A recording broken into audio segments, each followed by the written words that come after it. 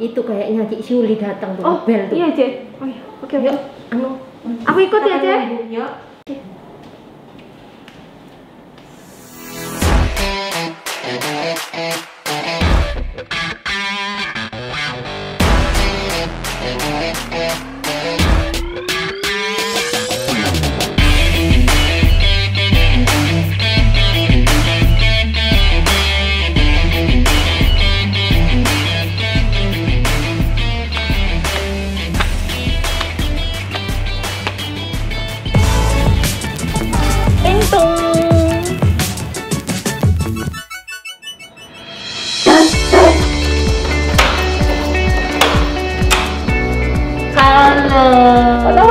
Iya, macet. Ayo masuk. Nunggu.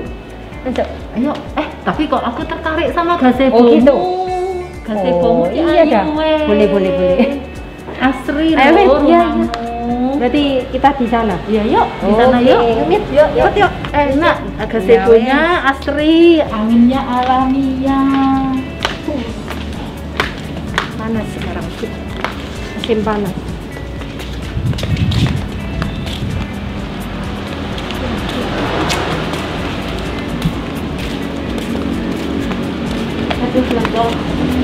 Social distancing Belanjanya. kita dah di sini. Cik, aku permisi dulu ya. Tak buatin minum dulu. Ya, repot. Gak apa-apa. Kebetulan haus. Ya. Ya, kan minumnya yang banyak kan lagi haus. Ngobrol santai di sini. Iya, Tante. Tadi ngobrol apaan di dalam? Tadi Kok seru kelihatannya. Ya itu Tante. Aku tadi tuh ngobrol-ngobrol main-main sama Ci Susan, ngobrolin. Kan kita akhir-akhir ini masih dalam suasana penuhan Roh Kudus 20 hari. Nah, aku tuh pengen nanya juga ke Tante sebenarnya. Menurut Tante, akhir-akhir ini tuh Tante merasakan peran Roh Kudus apa sih dalam kehidupan Tante? Peran Roh Kudus ya, Mita? Iya, Tante. Kalau bagi saya, peran Roh Kudus itu berperan sebagai rekan kerja. Gimana tuh maksudnya? Nah, begini. Ada nih ayatnya, Mita. Oh, iya. Coba ya, saya lihat ya ayatnya ya. Boleh, Tante, boleh. Saya teringat nih, Roh Kudus itu juga rekan kerja kita. Kalau nggak salah nih, Yohanes 14 ayat 16. Aku akan minta kepada Bapa dan Dia akan memberikan kepadamu seorang penolong yang lain supaya menyertai kamu selama-lamanya. 17-nya yaitu Roh kebenaran. Nah, Roh Kudus ini kan Roh Allah. Ya, kita sendiri dengan kemampuan kita tentu kita tidak sanggup menjalani kehidupan ya dengan ganasnya dunia, buasnya dunia. Tuhan Yesus naik ke surga mengutuskan rohnya untuk menolong kita. Jadi bagi saya ini Roh Kudus partner kerja kita. Karena dia kan roh kebenaran yang membawa kehidupan kita kepada seluruh kebenaran. Nah, jadi Roh Kudus itu rekan kerja yang sudah pasti benar. Ya, karena memimpin kita kepada segala kebenaran kan. Dia pasti adalah roh yang benar. Dan juga perannya dia itu kepada kita, menolong kita, memberikan hasil yang sangat sesuai dengan kehendak Allah. Hebat banget gitu. Ya. Nih, Roh Kudus ini sebetulnya dia bekerja di dalam kehidupan kita untuk membawa kita, menolong kita mencapai kepada satu yang Tuhan Yesus inginkan, yaitu kepenuhan di dalam Tuhan Yesus. Ada juga nih ayatnya nih, saya bacakan ya. Efesus 4 ayat 13. Sampai semua kita, saya ulangi, Efesus 4 ayat 13, sampai kita semua telah mencapai kesatuan iman dan pengetahuan yang benar tentang anak Allah, kedewasaan penuh dan tingkat pertumbuhan yang sesuai dengan kepenuhan Kristus. Nah, inilah Roh Kudus bekerja di dalam kita, menolong kita. Jadi kita dengan Roh Kudus berekan dengan baik. Yuk kita relasi dengan Roh Kudus untuk membawa kita kepada satu tujuan, yaitu kepenuhan Kristus, kedewasaan penuh, untuk kita menikmati hidup yang kekal bersama dengan Tuhan Yesus. Dia akan mematraikan kita, menolong kita. Bagi saya Roh Kudus itu adalah rekan kerja kita. Roh Kudus juga bekerja pada semua orang, Mita. Semua orang, Tante? Iya, tidak hanya ditujukan kepada orang Kristen, tetapi kepada semua orang. Wah, termasuk saya juga ya berarti, Tante? Tentu. Iya. Baik orang percaya maupun orang yang belum percaya. Roh Kudus juga bekerja karena Roh Kudus ingin menginsafkan semua orang dari dosa. Tujuannya kan Tuhan Yesus datang ke dunia kan berkorban begitu kan. Setelah Tuhan Yesus naik ke surga, dia mengutus penolong. Supaya apa? Satu, tujuan dari Tuhan Yesus adalah untuk semua manusia itu selamat begitu. Seru sekali ya, Tante, berarti kayak gitu. Nah, kalau menurut Tante secara pribadi, ada nggak sih Tante pengalaman pribadi gitu dari yang Tante ceritakan mengenai peran Roh Kudus barusan? Ada nggak yang Tante rasakan pengalaman pribadi? Sebetulnya banyak sih, Mita, pengalaman pribadi dengan Roh Kudus. Dia kan memang roh yang menolong, menghibur. Dia juga teman yang sangat setia, ya kan? Nah, salah satu pengalaman yang sangat berkesan bagi saya mau cerita nih, berbagi sedikit. Contoh begini ya, beberapa hari yang lalu saya membaca kisah Sakius. Tentu kisah Sakius ini kan sudah banyak seringkali kita dengar ya, kisah Sakius. Sakius ini kan penasaran, orang seperti apakah Yesus itu. Dia memiliki hati penasaran. Saya percaya Roh Kudus pada saat itu juga bekerja pada diri Sakius, karena rasa penasarannya itu ingin tahu seperti orang apakah Yesus itu. Nah, lalu Tuhan Yesus berkata kepada Sakius kalau dia harus menumpang di rumahmu. Lalu Sakius kan bersuka cita. Ya, tentu itu adalah salah satu peran dari Roh Kudus kan. Roh Kudus kan juga memberi sukacita, ya, memberi sukacita.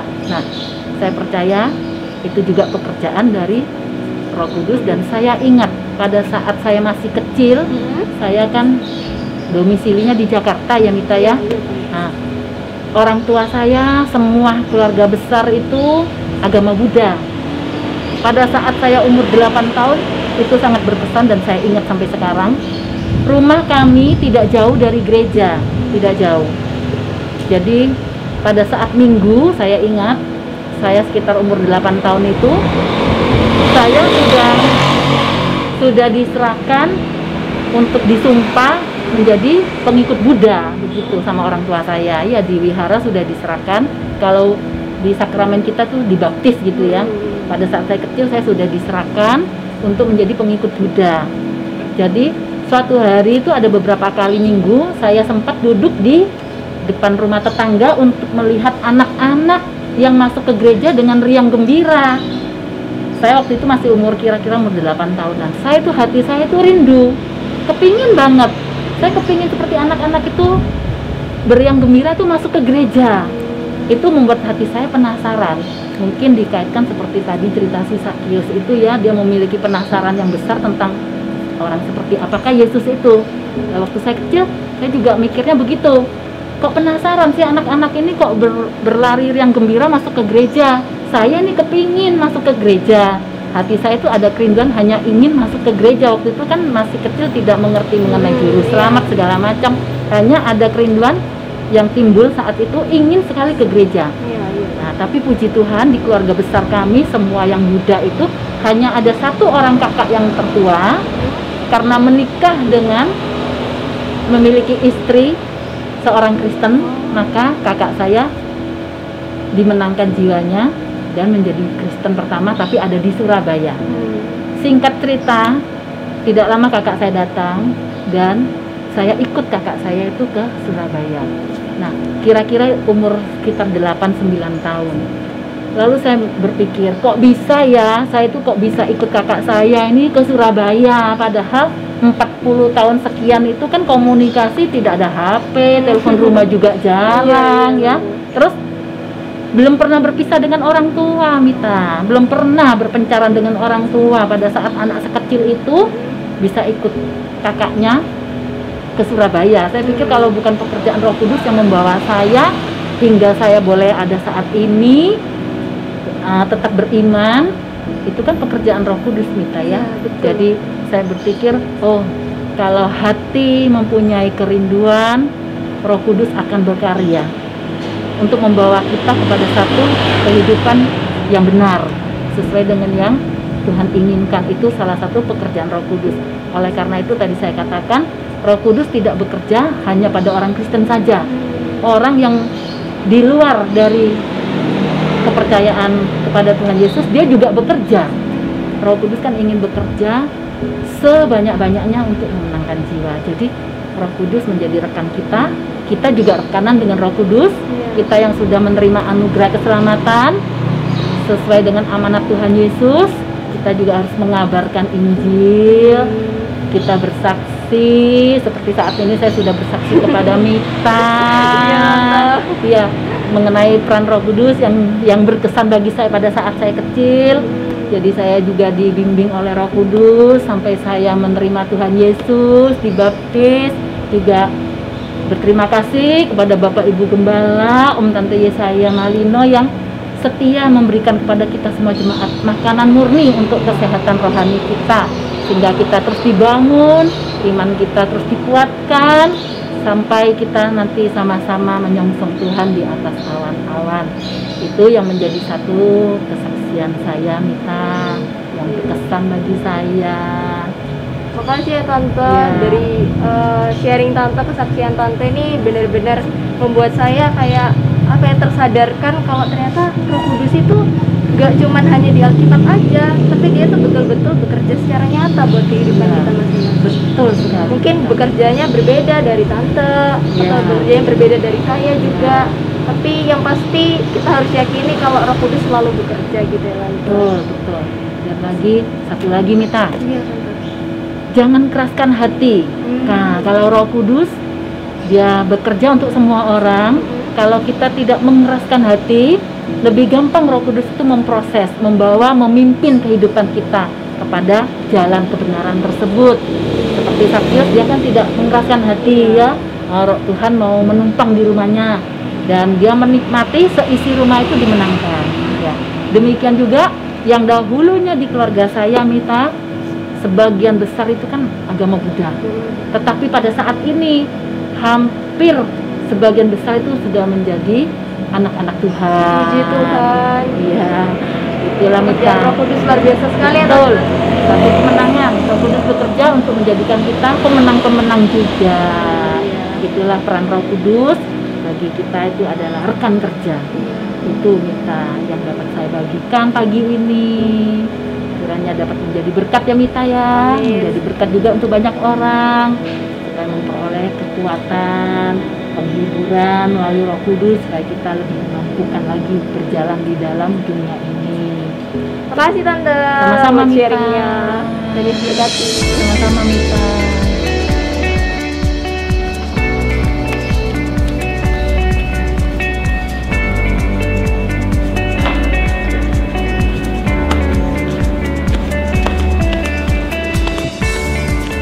Minum biar ndak haus. Bener, biar banyak sekali. Ini temenan iki ngerepot. Sinom Jaya ini.